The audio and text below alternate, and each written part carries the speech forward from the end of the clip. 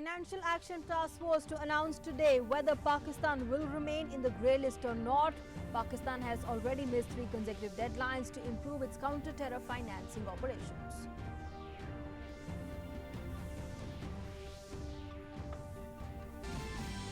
US President Donald Trump all set to begin his India visit starting from Ahmedabad on 24th February.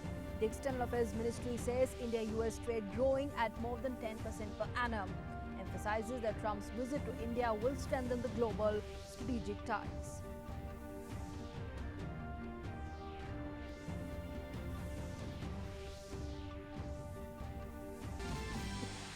Raksha Mantri Rajnath Singh lays foundation stone for Thal Sena Bhavan at Delhi Cantonment. Bhavan to be completed in 5 years. It will have 6,014 offices and will create almost 2 lakh hours of skilled and unskilled work. The death toll due to coronavirus crosses 2,100 in China. South Korea confirms 52 more coronavirus cases, bringing the total to 156 in the country. The WHO says no time for complacency as coronavirus cases fall.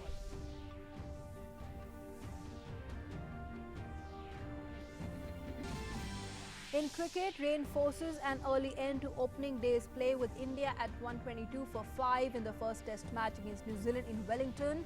Kyle Jamieson starts for the host with a dream debut and 3-wicket haul. Mahashivratri being celebrated across the world. President, Vice President and Prime Minister wished the countrymen on the occasion.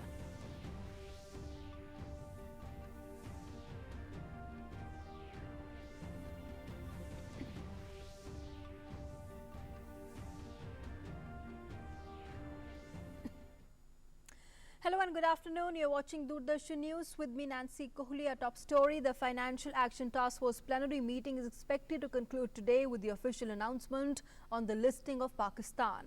Remember, Pakistan has already missed 3 consecutive deadlines to improve its counter-terror financing operations in line with an internationally agreed action plan. And therefore, at the end of the 5-day FATF Paris plenary session today, it is likely to miss the deadline for the 4th time.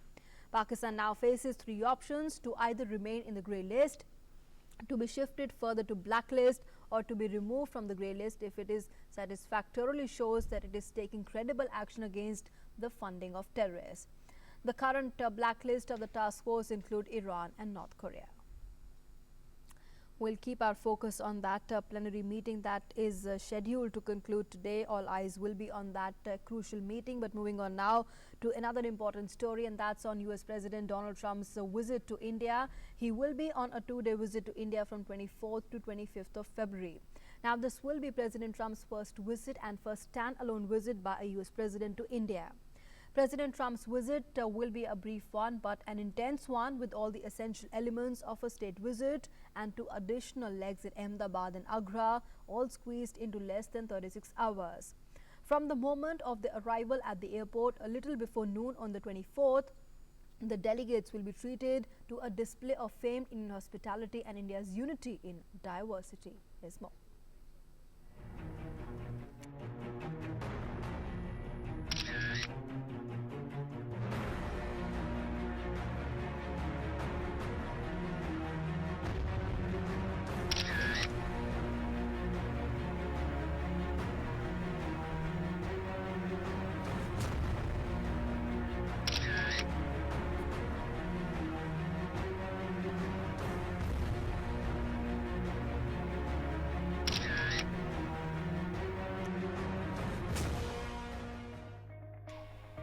Fifth meeting in 8 months. Leader of the world's largest democracy hosting the leader of the world's oldest democracy. The host just rode back to power for the 2nd term with a massive mandate. The guest heads for his first standalone bilateral visit this year when he seeks re-election for a 2nd term. It was President Donald Trump's administration that saw India's relationship with the US evolve to one of the most consequential relationships of today. A strategic partnership based on shared values, geared towards 21st century, whether in countering terrorism or in ensuring a peaceful and prosperous Indo-Pacific.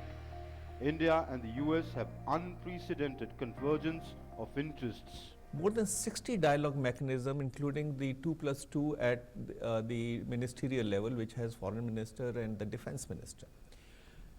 Biggest trading partner, biggest now emerging as a very vital partner in defense and security. It was like Afghanistan, our neighborhood. The Indo-Pacific construct is one of the important pillars of the foreign policy that has been unveiled by the Trump administration. The two leaders who have a very good chemistry between them, they meet 3 to 5 times a year. So that is the background in which the visit is taking place. India has procured over $18 billion worth of defense items from the US, which has enhanced defense preparedness significantly, as have frequent bilateral exercises with each other.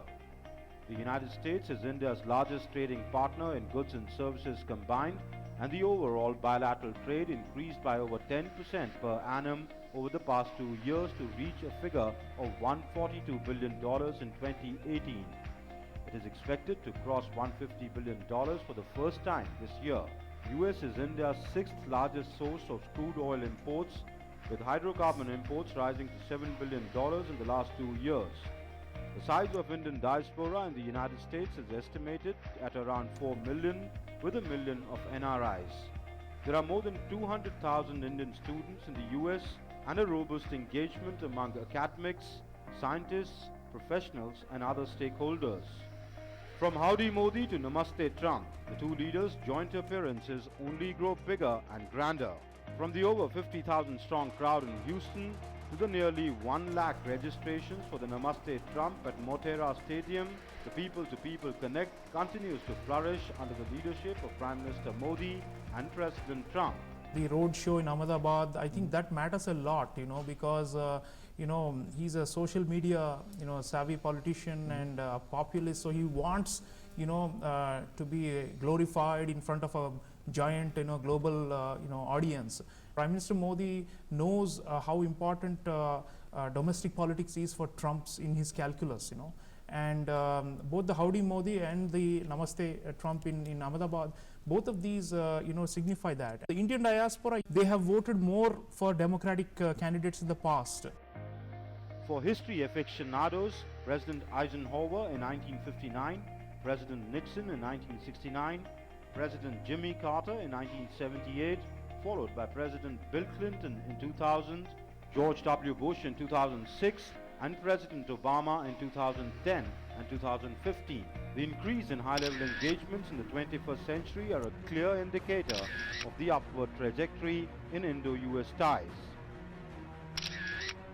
With Taposh Bhattacharya in Ahmedabad, Amritpal Singh, DD News, New Delhi. Now, President Trump and First Lady Melania Trump will be staying at the ITC Moria in the national capital. Let's take a look at all the arrangements that have been done there for the grand welcome. American President Donald Trump on his maiden visit to India will have 2 stopovers, first in the city of Ahmedabad and then in Agra, and will finally end his day at the iconic hotel that you see behind me. This particular 5-star hotel has been host to American presidents who have visited India. 3 previous presidents have stayed in this particular hotel, and Donald Trump becomes the 4th American president to stay in this particular 5-star hotel. The luxurious ITC Moria Hotel in Delhi is all set to host President Donald Trump. President Trump will stay at the hotel for 2 days, standing true to India's belief in Atithi Devo Bhava. ITC Moria is making sure that US President gets the best hospitality in the world. Designed like a Buddhist stupa, the ambience of this hotel reflects the heritage of India. President Trump will be staying in the 4,800 square feet super luxurious presidential suite that comes with attached a 12-seater dining hall, a study, a reception, a waiting area, a drawing room, a gymnasium and a spa.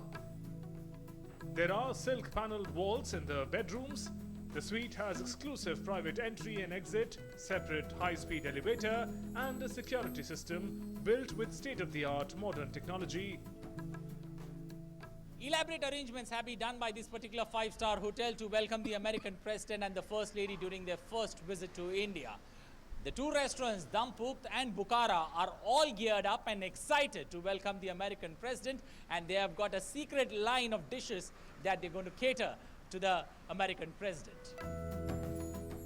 The hotel also houses restaurants like Dampukht and Bukhara that are known for serving the best of Indian delicacies. Bukhara had the honor of hosting former President Bill Clinton during his stay in India. These restaurants are known for serving dishes from around the world and their wonderful hospitality. As far as security is concerned, hotel staff will have to go through a thorough scanning. Personnel of Delhi Police, as well as elite security forces and the US Secret Services will be deployed at the hotel, as well as adjoining areas.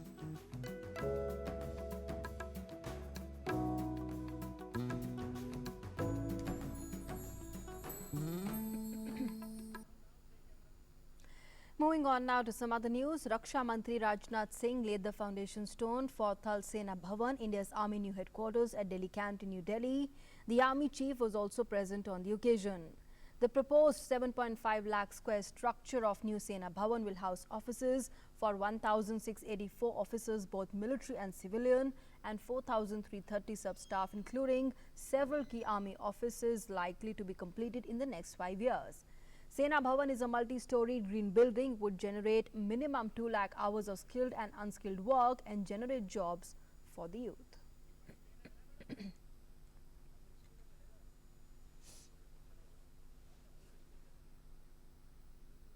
The Raksha Mantri said that the Thal Sena Bhavan will be an inspiration to the countrymen and it will represent the unsung heroes of the armed forces who have sacrificed their lives for the nation. जिस पत्थर को हमने रखा है, हमारे ऐसे हजारों हजार की संख्या में नौजवान जो कि इतिहास की गुमनामियों में खो गए, उनकी ख्वाहिश थी तो एक ही ये ख्वाहिश थी कि हमारा भारत ये सक्षम भारत बनना चाहिए, हमारा भारत ये सशक्त राष्ट्र बनना चाहिए, हमारा भारत एक समर्थ भारत बनना चाहिए। मैं यह मानता हूं कि यह पहला पत्थर सेना भवन का एक सोर्स ऑफ इंस्पिरेशन के रूप में, एक प्रेरणा के स्रोत के रूप में हम सबके लिए यह काम करेगा। The Raksha Mantri also said that it is because of the Indian Army that India has a bold and capable stand globally. और आप जैसे बहादुर जवानों के कारण ही आज भारत दुनिया में एक सक्षम और समर्थ राष्ट्र के रूप में जाना जाता है। बड़ी से बड़ी चुनौतियों का मुकाबला करने की कुवत, ताकत आज भारत के अंदर है और सारी दुनिया भी यह मानती है कि भारत अब कमजोर भारत नहीं रहा है, बल्कि भारत अब दुनिया के ताकतवर देशों की कतार में आकर खड़ा हो गया है। इसका श्रेय यदि किसी को जाता है तो आप जैसे बहादुर जवानों को जाता है और इसका श्रेय जाता है उन बहादुर जवानों को जाता है जिन्होंने भारत को एक सशक्त भारत बनाने के लिए अपना बलिदान दिया है। Moving on now, the death toll in China continues to rise and has reached over 2,100 with over 75,000 reportedly infected with the coronavirus. The National Health Commission said that the number of newly discharged cases of the novel coronavirus has remained larger than that of the newly confirmed cases for 2 consecutive days in China. Meanwhile, the Diamond Princess cruise ship was carrying 3,700 people in total, and the passengers who tested negative for the virus began leaving the ship on Wednesday after a 14-day quarantine. Hundreds have now disembarked from the cruise liner docked in Yokohama. Others are set to leave over the next 2 days. And back home, the External Affairs Ministry said that the government is in touch with the Japanese authorities regarding reports of 8 Indians aboard the ship who are reportedly infected with the virus. Meanwhile, India is sending an aircraft to evacuate those still remaining at Wuhan in China and to send medical supplies there. Earlier, the government had sent an aircraft and evacuated 640 Indians there. China has praised India for the assistance in tackling and containing the virus. The Indian government is closely monitoring the situation and taking all the necessary measures. And South Korea reported its first death from the coronavirus, while the mayor of a southeastern city of Daegu urged its 2.5 million people to stay inside as infections linked to a church congregation spiked. 90 people who worshipped at one church showed symptoms and dozens of new cases were confirmed in the country, taking the total number of infected to 156. The death was the 9th confirmed from the virus outside mainland China. Other deaths have occurred in France, Hong Kong, Japan, the Philippines and Taiwan. Following the advisory, the deserted shopping malls and streets of Daegu became one of the most striking images outside China of an outbreak. Meanwhile, China expressed its willingness to strengthen communication and cooperation with South Korea in jointly coping with the epidemic. The Chinese president held a telephonic conversation with the South Korean president yesterday. Both the sides are willing to take the opportunity to enhance bilateral cooperation in the health field and looking forward to advancing the bilateral relations. Amid rising risks to global growth in view of coronavirus, the epidemic is set to be a major focus of discussion at a meeting on the weekend of the finance leaders from the group of 20 major economies. Japan and Singapore are on the brink of recession, and South Korea said its exports to China slumped in the first 20 days of February as the outbreak upends global supply chains. And a continued decline in the number of new cases of coronavirus infections in China is encouraging. The World Health Organization, however, said it is too early to know if this trend will continue. WHO's Director General said that the trend is encouraging, but this is no time for complacency. The WHO is currently awaiting the results of 2 clinical trials for possible treatments to the virus that will be ready in 3 weeks.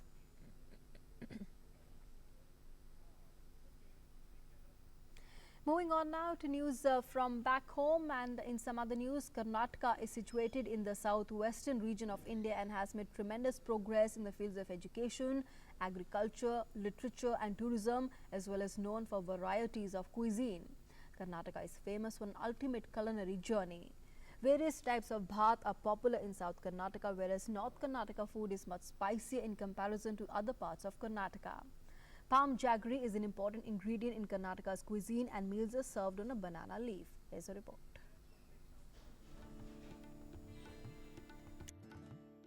All over the world, Karnataka is identified with ragi balls. Made from ragi flour, this is a staple food in Karnataka region. Ragi mudde, as it is called, is simple to make and can be called the 2-minute dish of Karnataka. No oil or spices are used for making ragi balls. They have high protein and nutrient value. Due to its nutrient value, people with diabetes prefer it instead of rice or wheat-based food nowadays. Preparation of ragi mudde is easy. Ragi flour is added to boiling water while stirring continuously, usually with a wooden stick. It is cooked in medium to high flame. As the mixture thickens, the ragi mixture is beaten so that no lump is formed. Then the vessel is taken down from the stove and rounded with bare but wet hands as per the required size. The ragi balls are to be swallowed and not chewed. It is swallowed after dipping in sambar, saru or chutney. Ragi mudde can also be eaten with buttermilk. Ragi mudde, basaru is popular combination among the farming communities in Karnataka. रागी मुद्दी है वो काफ़ी healthy होता है, और ये जिनके BP की problem है, जिन प्रोटीन की कमी है, तो वो सब इस चीज़ को ट्राई कर सकते हैं. ये काफ़ी हेल्दी होता है, इसमें बिल्कुल भी ऑयल का यूज़ नहीं होता है. ये यहाँ का जो हेल्दी डाइट है, जो हेल्थ पर्पस में भी जो फ़ायदा करता है, वो रागी के नाम से जाना जाता है. रागी की डिश जो है, रागी का मुद्दा बनता है, रागी की और भी जो डिशेस बनती हैं, वो हेल्थ ऑफ दृष्टिकोण से बहुत फ़ायदे की रहती है, जो कि डायबिटिक पेशेंट के लिए बहुत शुगर कंट्रोल करती है, हार्ट पेशेंट के लिए कोलेस्ट्रॉल कम करती है. हेल्दी डाइट्स के रूप में ये मुद्दा रागी का जो है खाया जाता है. Another food item which has geographical tag is Madur Vada. Madur is a place in Mandya district in the state. The vada, which is popularly called Madur Vada, is supposedly originated here, but it is a very popular snack for the tea time. As with ragi balls, Madur Vada is also very easy to make. While ragi mudde is eaten as lunch and dinner, Madur Vada is crunchy snack munched during tea time or as a side dish.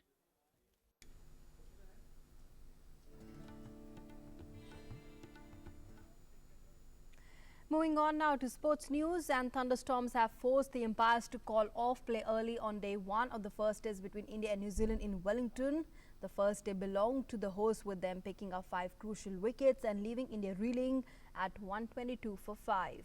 Ajinkya Rahane and Rishabh Pant remained unbeaten for India, while Kyle Jamieson starred for New Zealand on Test debut with figures of 3 for 38. The Brazilian Football Confederation has unveiled a statue of Pelé at its headquarters on Thursday. This is the first of a series of events to commemorate June's 50th anniversary of the team's third World Cup triumph.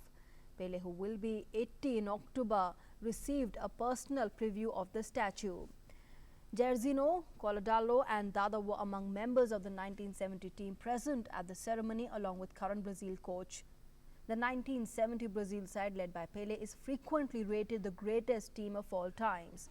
The life-size statue of him, dressed in the strip worn by the 1970 team, bore a close resemblance to the former Santos and New York Cosmos striker, unlike many of the statues of famous footballers unveiled recently around the globe.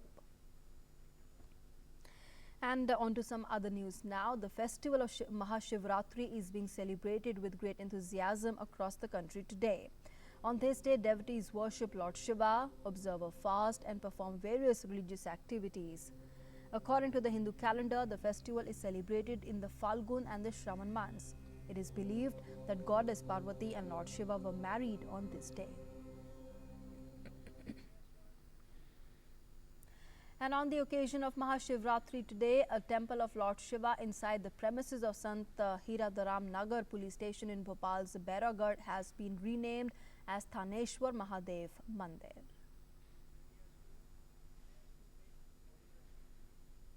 In Karnataka, a 25 feet tall shivling at Brahma Kumaris in Kalaburgi has been decorated with around 300 kilogram pigeon peas.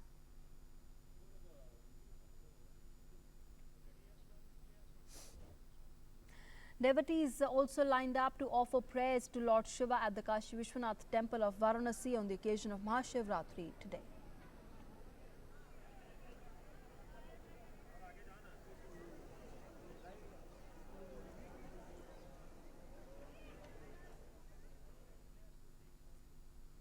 In Jammu and Kashmir, the devotees thronged to offer prayers at Shri Shankaracharya Ji temple in Srinagar on the occasion of Mahashivratri.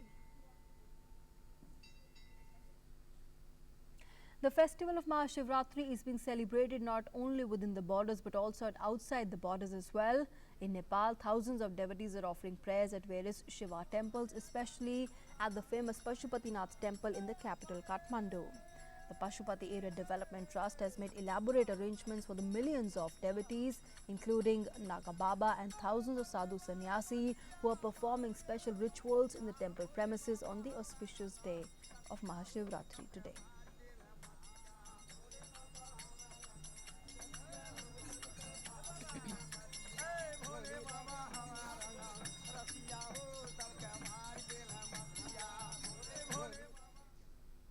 And with that, it's a wrap on this edition of the news. Thanks for being with us.